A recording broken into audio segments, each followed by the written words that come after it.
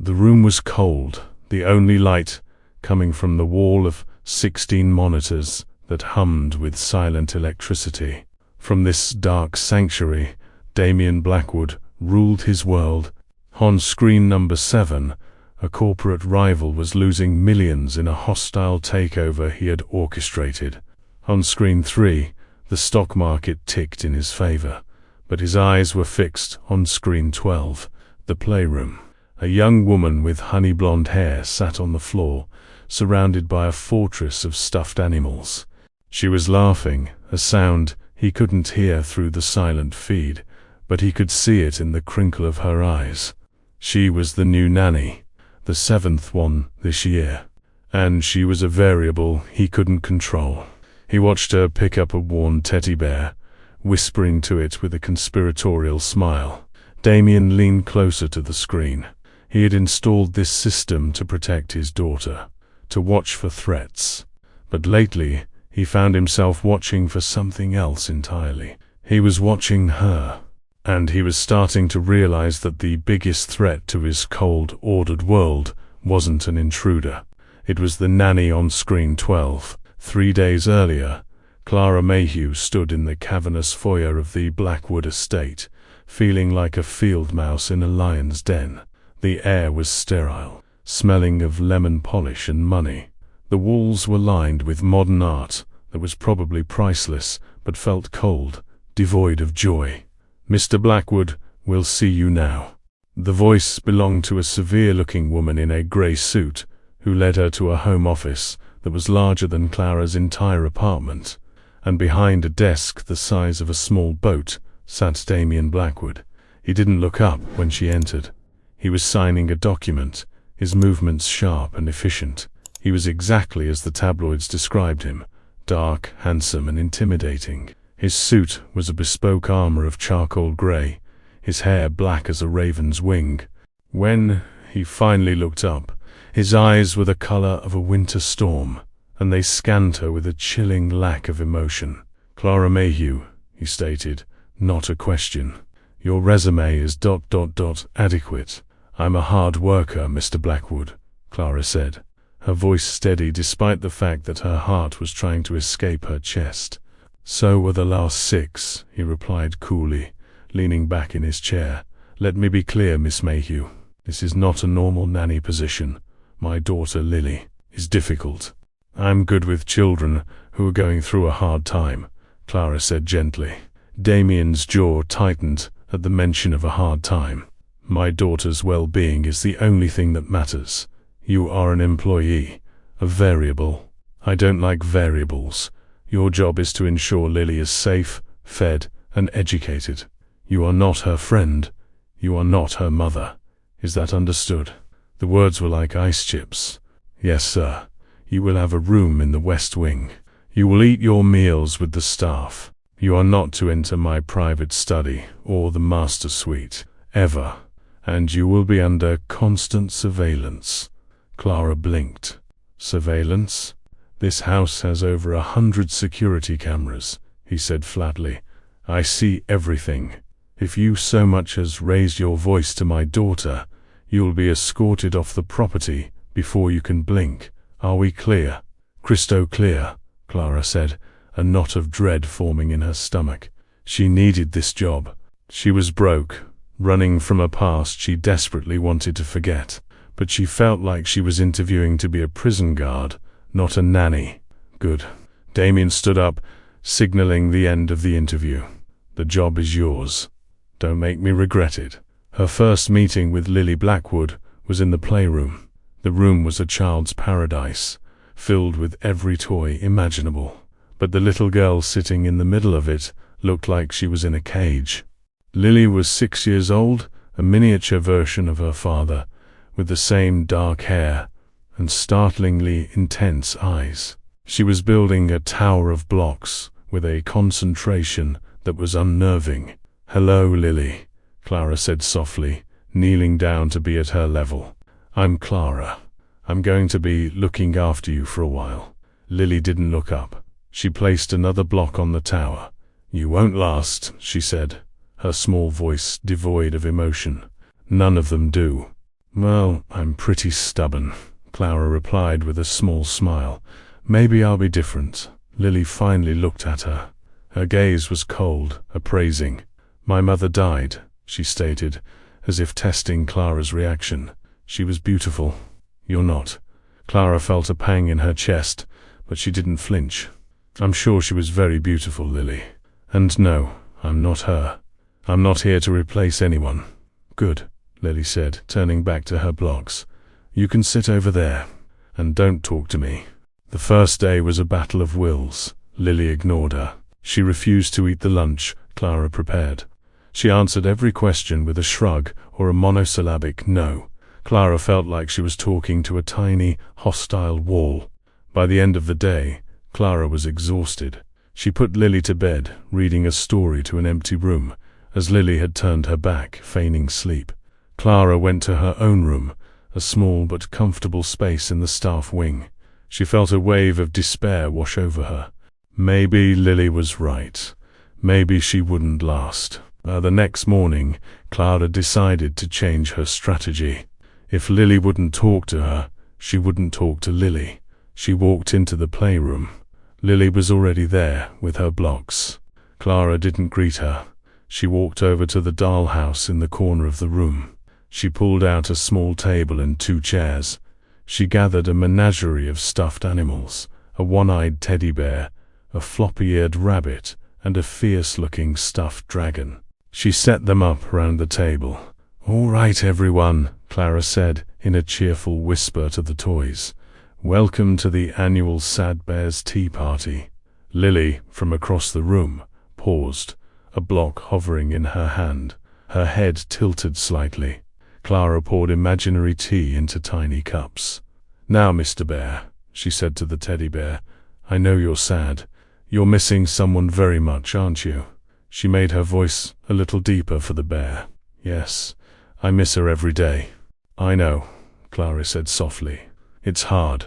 Sometimes you want to be angry and push everyone away so they can't hurt you again. Is that how you feel?" "Yes," the bear said. "I don't want a new friend. I want her." Clara stroked the bear's head. "That's okay. You don't have to get a new friend. But maybe you could let someone sit with you, so you're not so lonely." Lily put her block down. She was watching now, her dark eyes wide and curious. In his security room, miles away in his downtown office, Damian Blackwood watched the scene on screen 12. He had been about to call the housekeeper to fire Clara. He saw her talking to the stuffed animals and thought she had lost her mind. But then he saw his daughter. He saw Lily get up from her block tower. He saw her walk slowly across the room. He saw her pick up a small, forgotten porcelain doll from a shelf. He watched as Lily placed the doll in the empty chair at Clara's tea party. She didn't say a word. She just sat back down with her blocks. Clara looked at the doll, then across the room at Lily. A slow, warm smile spread across her face. She poured an imaginary cup of tea for the doll. Damian leaned back in his chair. He zoomed in the camera on Clara's face. He saw the genuine warmth in her eyes, the patience, the kindness. The last 6 nannies had tried to force Lily to talk, to play, to obey Clara Mayhew. She had just listened to the silence. He looked at the clock. It was almost 5. He should stay and finish the merger documents. But for the first time in years, Damian Blackwood found himself wanting to go home. He wanted to see the nanny. He wanted to see what she would do next. And that single, unfamiliar feeling terrified him more than any market crash. The tea party was the turning point. It wasn't a sudden floodgate opening, but a slow, hesitant thaw. Lily still didn't speak to Clara directly, but she began to communicate in her own silent language. She would leave drawings on Clara's pillow, a picture of a sad cloud, or a small, smiling sun. She started eating the lunches Clara prepared, leaving the plate empty on the kitchen counter. For Clara, each small victory felt monumental. She was breaking through the ice. For Damian, watching through the electronic eyes of his house, it was both a relief and a source of profound unease. He saw Clara teaching Lily how to bake cookies, their hands covered in flour. He saw her reading stories in the garden, acting out the parts with a theatrical flair that made a ghost of a smile appear on his daughter's face. He saw Clara patching up the one-eyed teddy bear with a needle and thread, treating the toy with the solemnity of a surgeon. He started coming home from the office earlier. He would tell himself it was to see Lily, but he would find himself standing in the shadows of the hallway, just listening to Clara's soft voice, to the sound of Lily's rare, quiet laugh. The house, which had been a mausoleum of grief for 2 years, was starting to sound like a home again, and it was all because of her. One evening, he was in his security room, reviewing the day's footage, a habit he couldn't break. He watched a clip from the afternoon. It was raining. Clara and Lily were in the living room, building a fort out of blankets and chairs. They were inside, pretending to be explorers in a cave. Then Clara did something that made Damian's breath catch in his throat. She started to sing. It was a simple lullaby, her voice clear and sweet. She sang of stars and dreams and finding your way home. As he watched, he saw his daughter, his unbreakable, silent child, crawl into Clara's lap and fall asleep. Damian zoomed the camera in. He watched Clara stroke Lily's hair, her expression one of pure, unadulterated tenderness.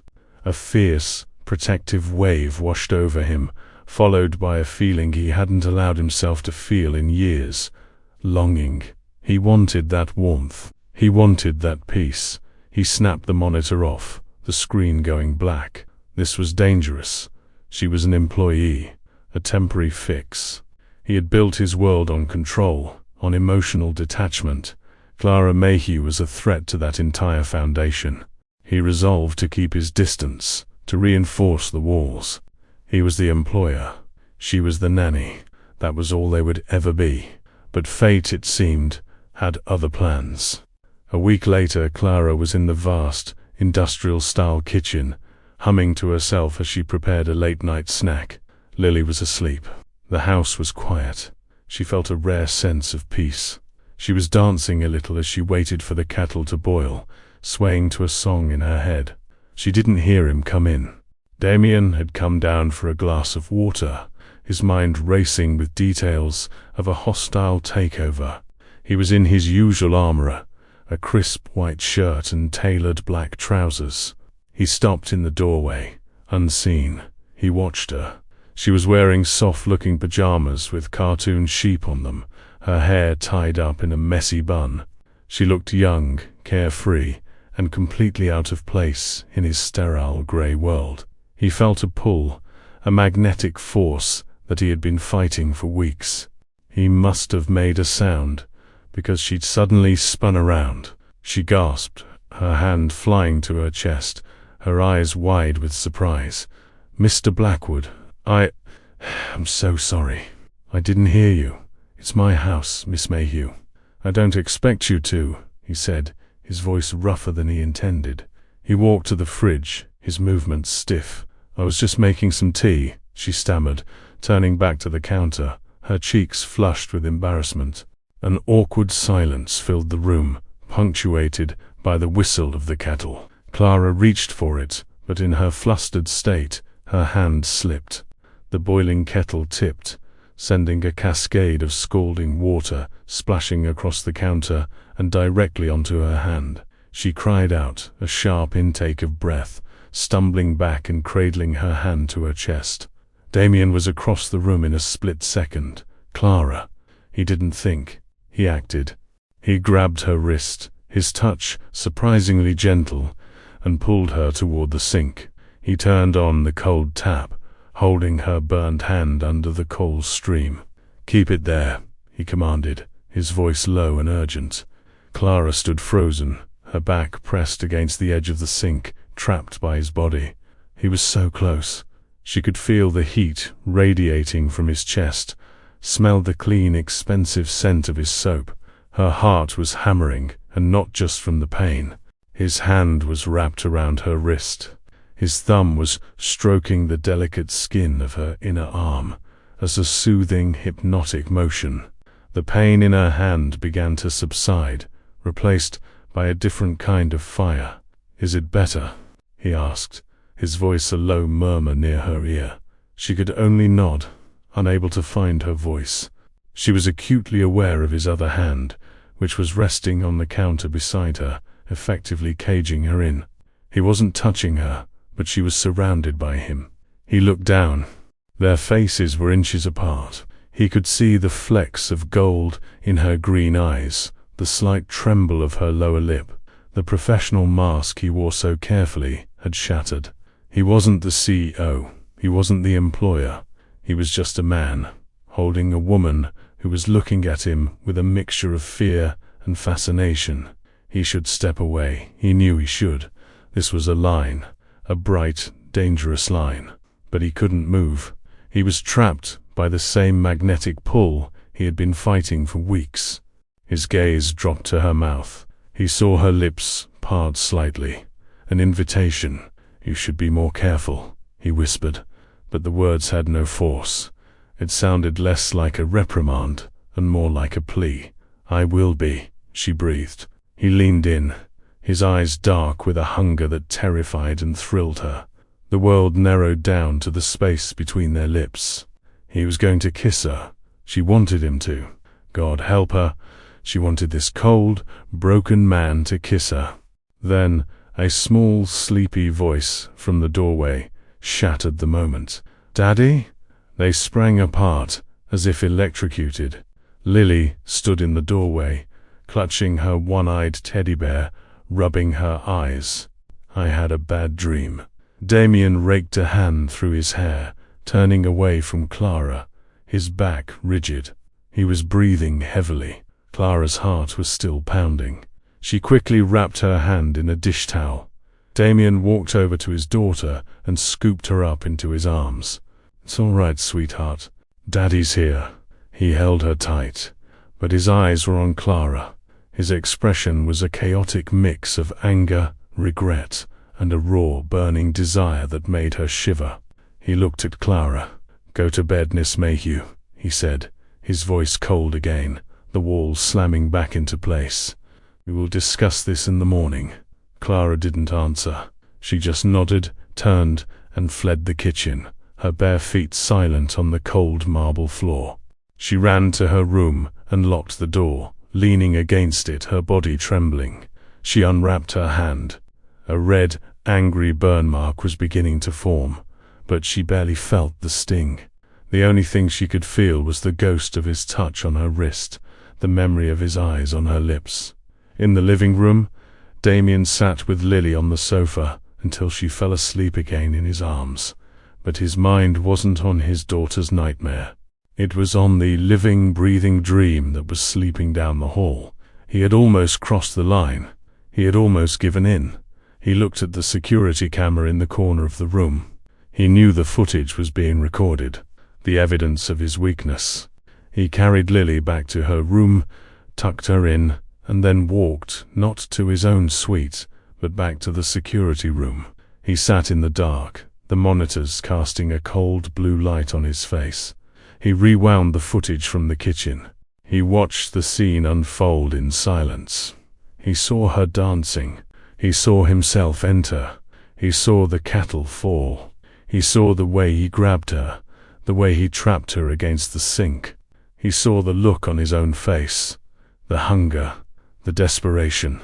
He watched himself lean in to kiss her. He was a hypocrite. He had set up this system to watch for threats, but he had just become the biggest threat in his own home, a threat to her job, to his own rules, to the fragile peace he had built. He deleted the footage, an act of self-preservation, but he couldn't delete the memory. He knew what he had to do. For Lily's sake, for his own sanity, he had to fire her. It was the only logical, rational choice. He had to remove the variable.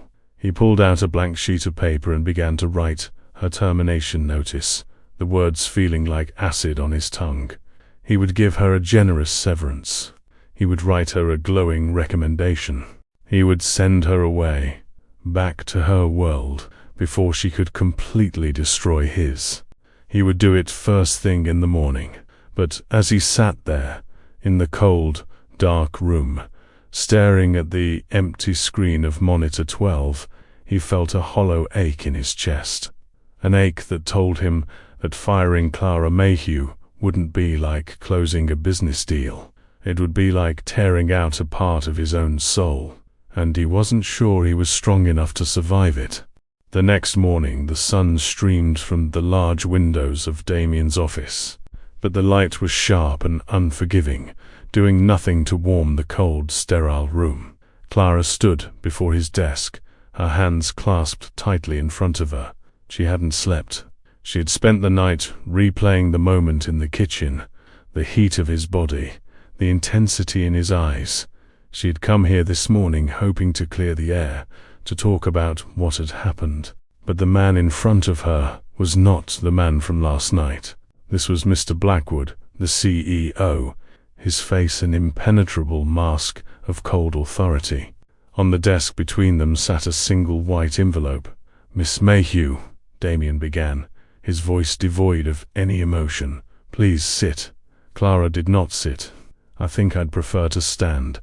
A flicker of something, annoyance. "Respect?" crossed his face. "As you wish." Last night a line was crossed. A professional boundary was blurred. It was an unacceptable lapse in judgment. He was talking about it like a failed business transaction. Clara felt a surge of anger. "A lapse in your judgment, you mean?" "My judgment," he conceded, his jaw tight, "was to allow the situation to escalate. This is my home, my daughter's home. It requires an environment of absolute stability and professionalism, an environment which has now been compromised." "So you're saying," Clara said, her voice trembling slightly, "that because you almost kissed me, I'm the one who has to go?"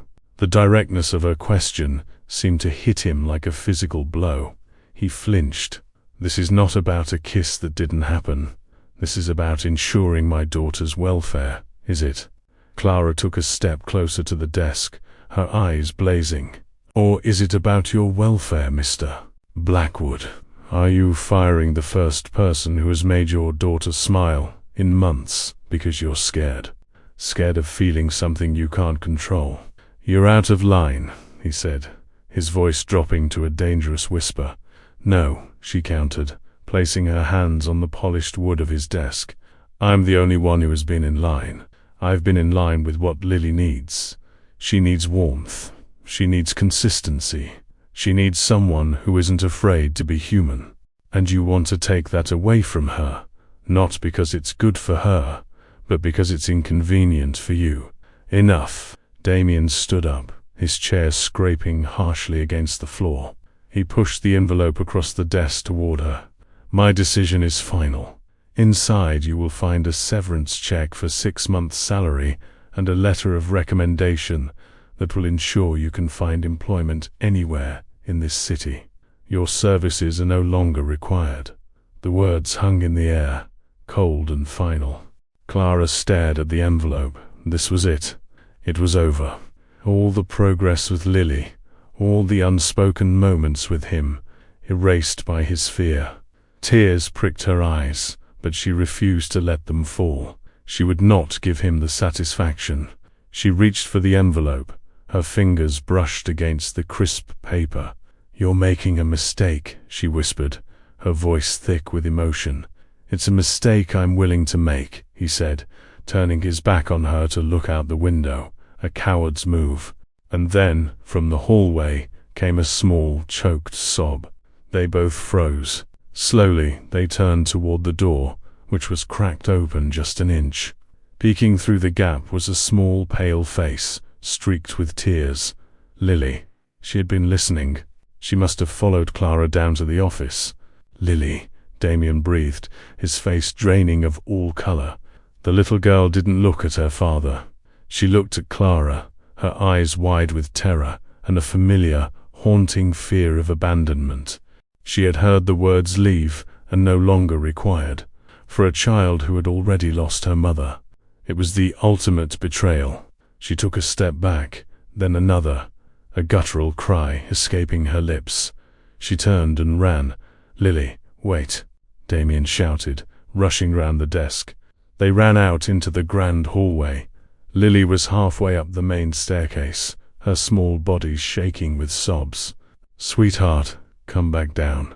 "Let's talk," Damian pleaded, his voice losing all of its authority, replaced by raw panic. "No," Lily screamed, her voice shrill with hysteria. "You're sending her away. You're sending Clara away like you sent Mummy away." "That's not what happened. Lily, you don't understand. I hate you," she shrieked. The words struck Damian harder than any corporate rival ever could. He recoiled as if he had been physically slapped.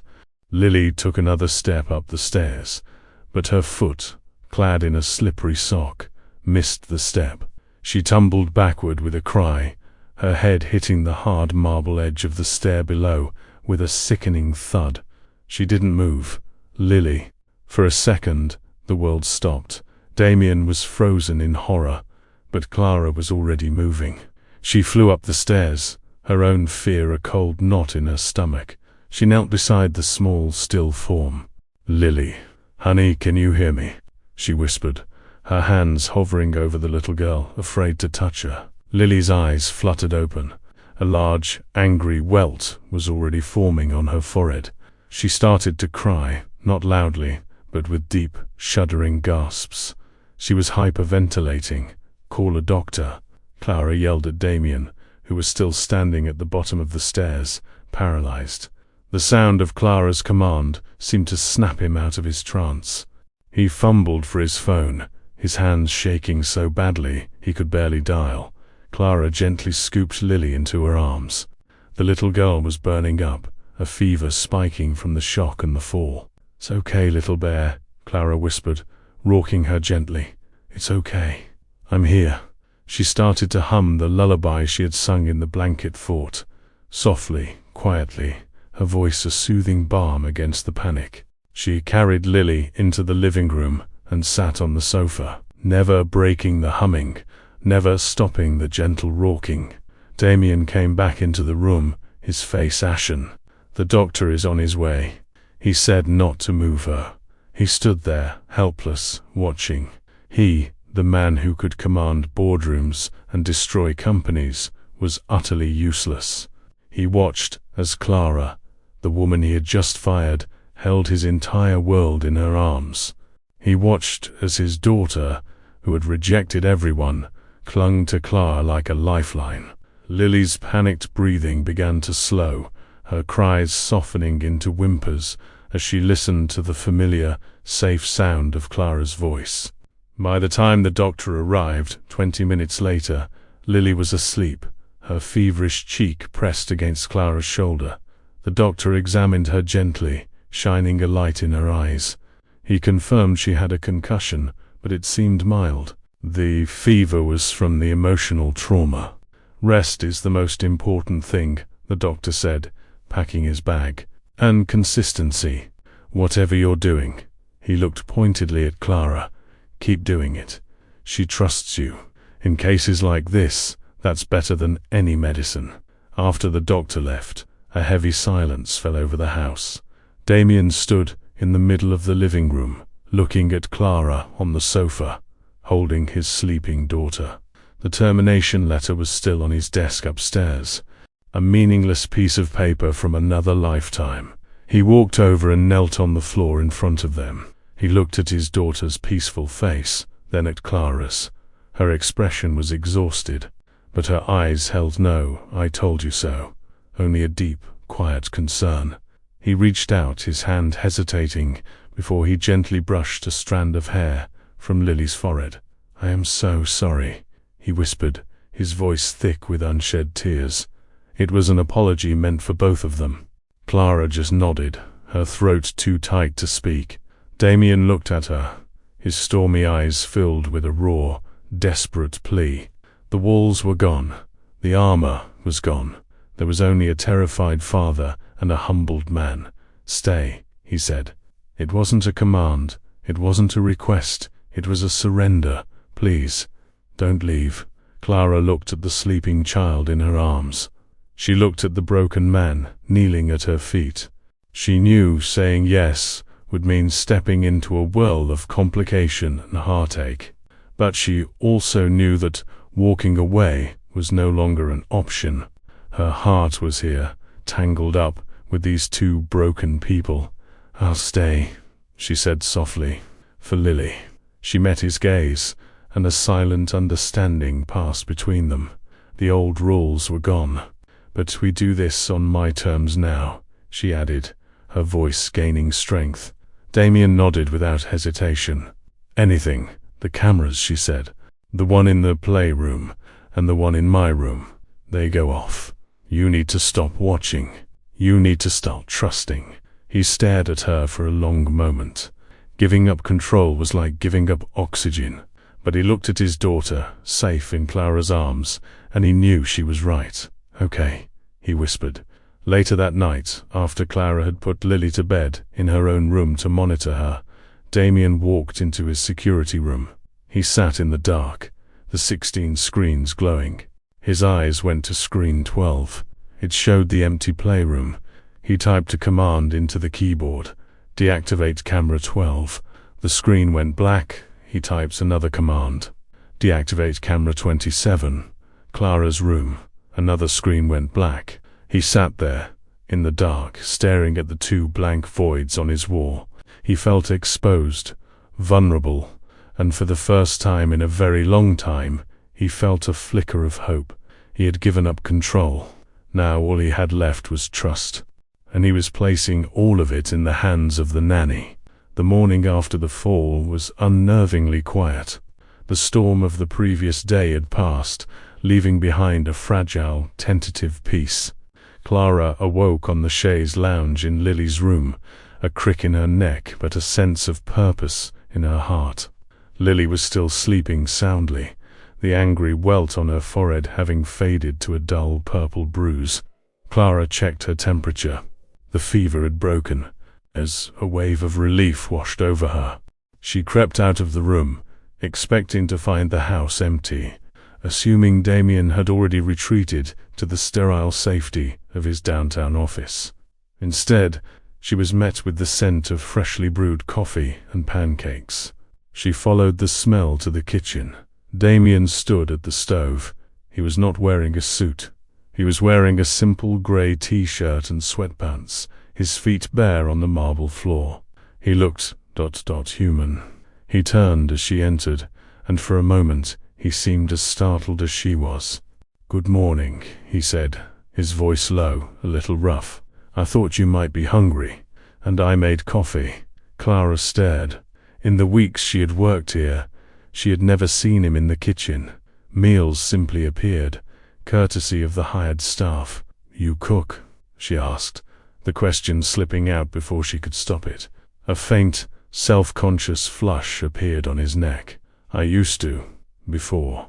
He didn't need to specify what before meant. "Please, sit."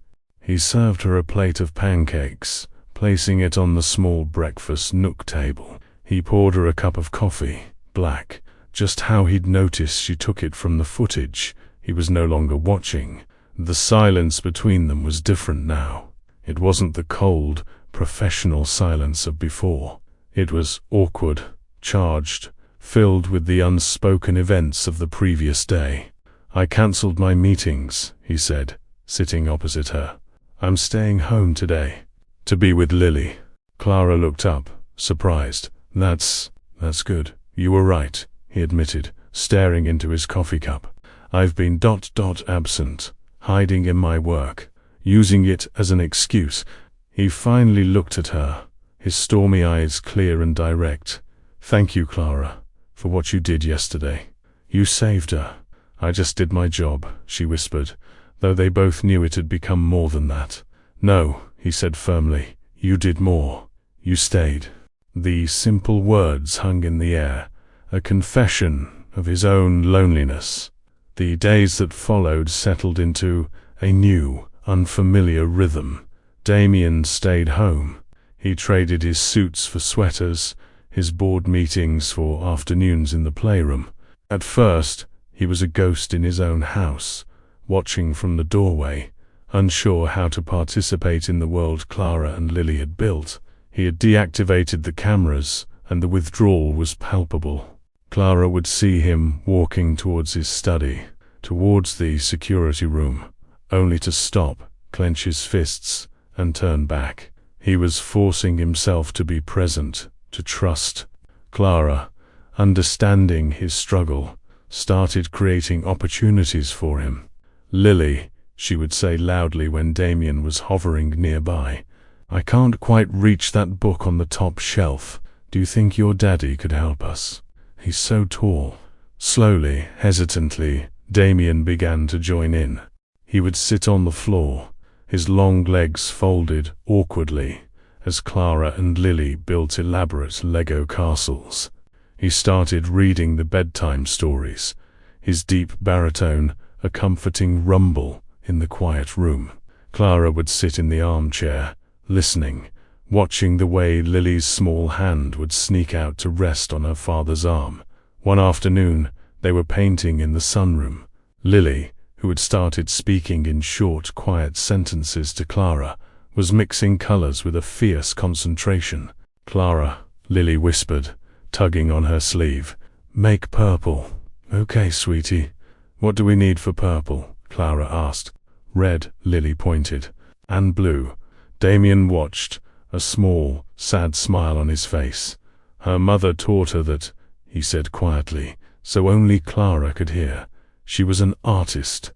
She would have loved this. It was the first time he had mentioned his wife voluntarily. Clara's heart ached for him. "Tell me about her," she said softly. Damian looked at her, surprised by the directness, but he didn't shut down. He seemed to need to talk. "Her name was Amelia. She was ... light. She filled this house with color and music. When she died, it was like the lights went out. I didn't know how to turn them back on, so I just ... got used to the dark." He looked at Clara, his gaze intense. "Until you came." The air between them crackled. The admission was a seismic shift, a confession of what she had come to mean to him, to this house. He saw her not just as a nanny, but as a source of light. The emotional intimacy between them grew with every shared glance, every quiet conversation after Lily was asleep. They would sit in the living room, a respectable distance between them on the vast sofa, talking for hours. She told him about her dream of opening a small school for special needs children, a dream she'd abandoned when she ran out of money. He told her about the pressures of his company, the loneliness of being at the top. He discovered she had a wicked sense of humor. She discovered he had a surprising love for old black and white movies. They were no longer the employer and the employee. They were becoming friends, but beneath the friendship, a current of desire ran hot and dangerous. It was in the way his eyes would linger on her mouth when she laughed. It was in the way she would find herself holding her breath when he stood too close. The almost kiss in the kitchen was a ghost that haunted them both. They were careful not to be alone in that room late at night. They maintained a physical distance, a rageful truce against the inevitable, but the truce was destined to be broken. It happened on a rainy Saturday.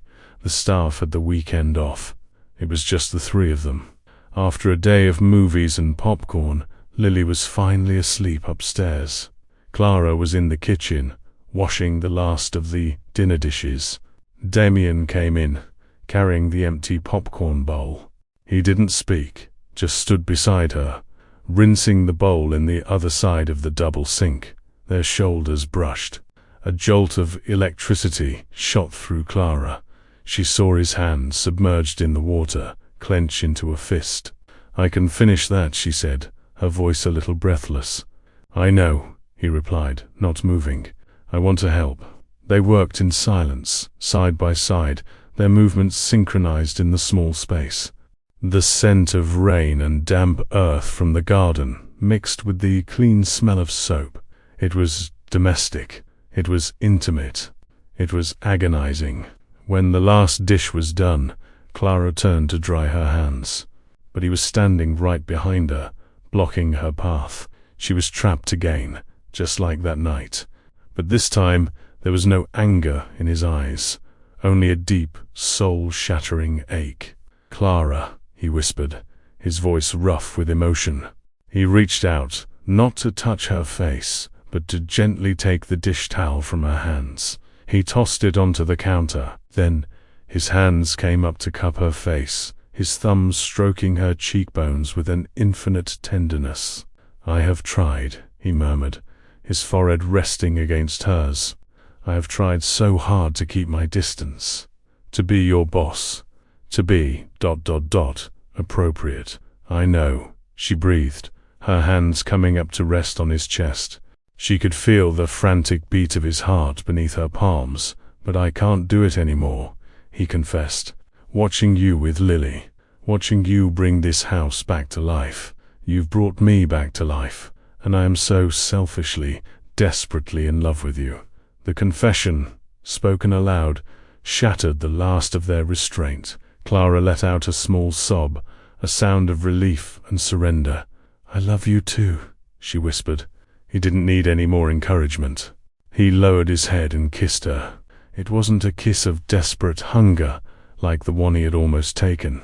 It was a kiss of reverence. It was slow, deep, and breathtaking. It was a kiss that tasted of longing, of gratitude, and of a future she never thought possible. She melted into him, her body molding against his. He pulled her flush against him, one hand tangling in her hair, the other sliding down her back to press her impossibly closer. It was everything she had fantasized about, and more. When they finally broke apart, they were both breathless, their faces flushed. "My daughter is asleep upstairs," Damian whispered against her lips, a playful, possessive glint in his eyes. "I know," Clara whispered back. "My bedroom is on the other side of the house," he continued, his voice dropping to a seductive growl. "And I have never been more grateful for soundproof walls." A shiver of anticipation ran down Clara's spine. She looked at him, at the powerful CEO, the grieving widower, the terrified father. But now, all she saw was her future. "Show me," she said. He took her hand, intertwining his fingers with hers, and led her out of the kitchen. He didn't lead her to the staff wing. He led her up the main staircase, past Lily's room, and toward the forbidden territory he had warned her about on her first day. He led her to the master suite, to his world. And Clara knew, as the heavy oak door closed behind them, that she wasn't just the nanny anymore. She was about to become the queen of the castle. Waking up in Damian's bed was like waking up in another world. The morning sun streamed through floor-to-ceiling windows that overlooked a private, manicured garden. The sheets were silk, the air smelled of him, and for the first time in years, Clara felt completely, utterly safe. She turned her head on the pillow. Damian was already awake, propped up on one elbow, just watching her. The intensity in his gaze was still there, but it was no longer cold. It was warm, possessive, and filled with a quiet wonder. "Good morning," he murmured, his voice a low rumble in the quiet room. He leaned down and kissed her, a slow, lingering kiss that tasted of coffee and promises. "Is this real?" Clara whispered against his lips. "It's the realest thing in my life," he answered, his hand stroking her hair. Their idyllic bubble lasted for 3 blissful weeks. They were careful, discreet. During the day, in front of Lily, Clara was the nanny and Damian was the father. They maintained their roles, but the energy between them had changed. It was in the secret smiles they exchanged over Lily's head, the way their hands would brush for a second too long when passing a toy. Lily, with the uncanny intuition of a child, sensed the shift. She was happier, more open. The house was filled with laughter. At night, after Lily was asleep, Clara would sneak across the silent, moonlit hallway to Damian's suite. Their nights were a fever dream of discovery, of whispered confessions and passionate encounters. He showed her the man behind the seat, a man who loved old jazz records, who was a surprisingly good dancer, and who was terrified of spiders. She, in turn, opened up about her own past, the family debt that had forced her to drop out of law school, the reason she was so fiercely independent. He listened, truly listened, and with every secret she shared, she felt the walls around her own heart crumble. He wasn't just her lover, he was becoming her best friend. "I want to help," he told her one night, after she confessed the true extent of her family's financial troubles. "Let me pay off the debt." Clara shook her head instantly. "No, absolutely not. I'm not a charity case, Damian. I'm with you because of you, not because of your money." "I know that," he said, pulling her closer. "But it would give me pleasure to ease your burdens. Let me take care of you." "We take care of each other," she countered, kissing his jaw. "But this is my fight. Let me win it myself." He admired her pride, her strength. It was one of the first things he had noticed about her. He agreed, but he secretly made a call to his legal team the next day, instructing them to find a way to anonymously resolve her family's debt. He wouldn't tell her. It would be his gift. He thought he had everything under control. He had his daughter. He had the woman he loved. He had found a balance. But the world outside the gates of his estate had not forgotten about the cold, ruthless billionaire, Damian Blackwood. And a man like that always has enemies. The threat came, as it always did, without warning. It was a sunny Tuesday. Damian was in his home office on a conference call. Clara and Lily were in the garden, having a picnic on a large blanket. It was a perfect domestic scene. Clara was lying on her back watching the clouds while Lily chased a butterfly. A sleek black car pulled up to the front gate. The head of Damian's security detail, a man named Harris, answered the intercom. A woman with a sharp bob and an even sharper smile appeared on the screen. "My name is Genevieve Dubois," she said, her voice smooth like poisoned honey. "I'm from Child Protective Services. We've received an anonymous tip regarding the welfare of Lily Blackwood Harris." Immediately patched the call through to Damian's office. Damian's blood ran cold. He ended his conference call instantly. "Do not let her in," he commanded. "I'm on my way." He strode out into the garden, his face a mask of cold fury. "Clara," he said, his voice tight, "take Lily inside, now. Go to the playroom and lock the door." Clara saw the look on his face and didn't question it. She scooped up a confused Lily and hurried into the house. Damian marched to the front gate. Genevieve Dubois was still waiting, a smug look on her face. He knew who she was. A notoriously ruthless social worker known for targeting wealthy families. "What is the meaning of this?" Damian demanded through the speaker. "The tip alleges that you are engaged in an inappropriate relationship with your household star, specifically the nanny, and that this is creating an unstable and potentially harmful environment for the child," Genevieve recited, a triumphant glint in her eyes. Damian felt the ground shift beneath his feet. Someone knew. Someone had been watching. "That is a baseless, slanderous accusation," Damian snarled. "Then you won't mind if I come in and conduct an interview, will you?" "With the child." "Alone," Genevieve purred. He was trapped.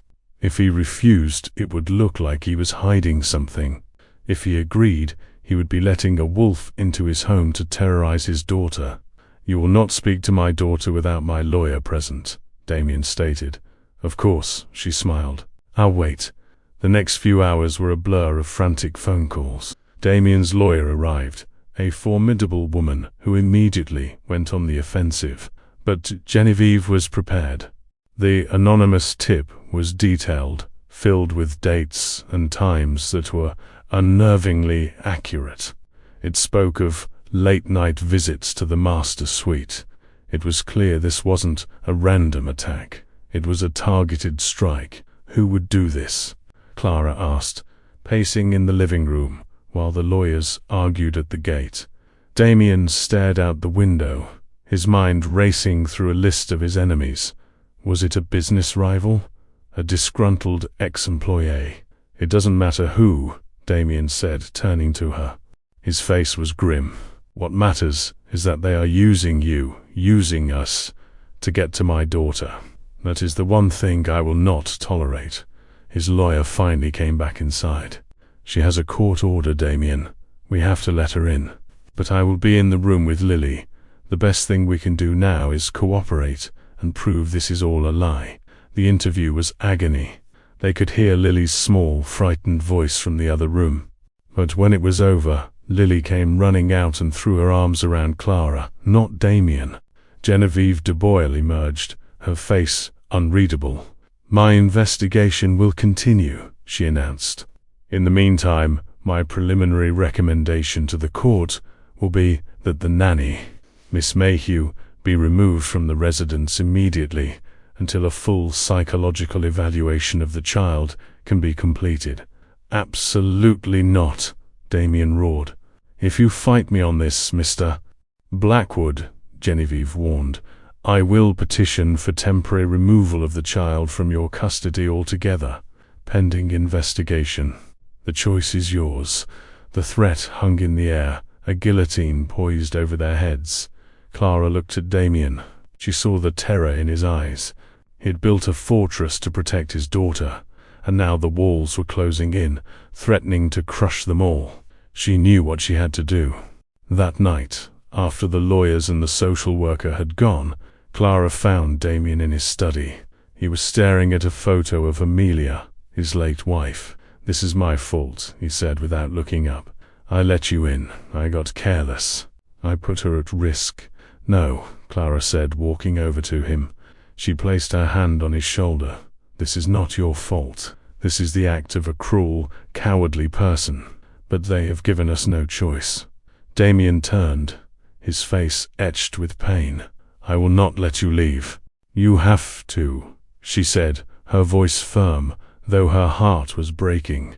"If I stay, you risk losing Lily. And she is everything. I will not be the reason you lose her." "There has to be another way," he pleaded, grabbing her hands. "There is," she said, her eyes meeting his. "I leave. We prove the environment is stable. The investigation closes. And then, we fight back." "Fight back how?" "You said it yourself," Clara said, a determined fire in her eyes. "This was a targeted strike. Someone has been watching us. And if you have 100 cameras in this house, Damian, then it's time you turned them on the world outside your gates."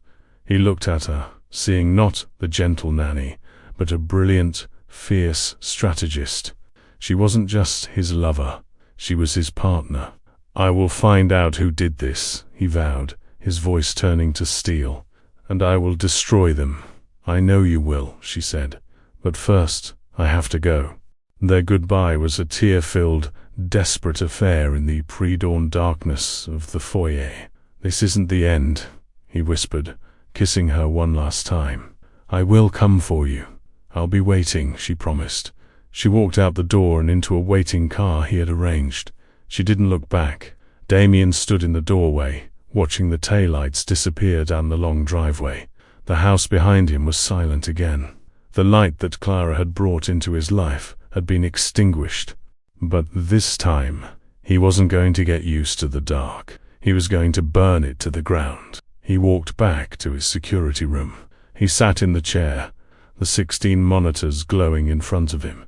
He had turned them off to learn how to trust. Now, he was turning them back on to go to war. He started typing, pulling up satellite feeds, financial records, phone logs. He would find the snake who had invaded his garden. And he would do it for the 2 people who had taught him how to love again, his daughter, and the nanny who had become his queen. He had to send her away to protect his daughter. Do you think he made the right choice? If you want to see Damian and Clara take down their enemies and get their happy ending, hit the like button and subscribe. Let me know in the comments. Who do you think is behind the anonymous tip?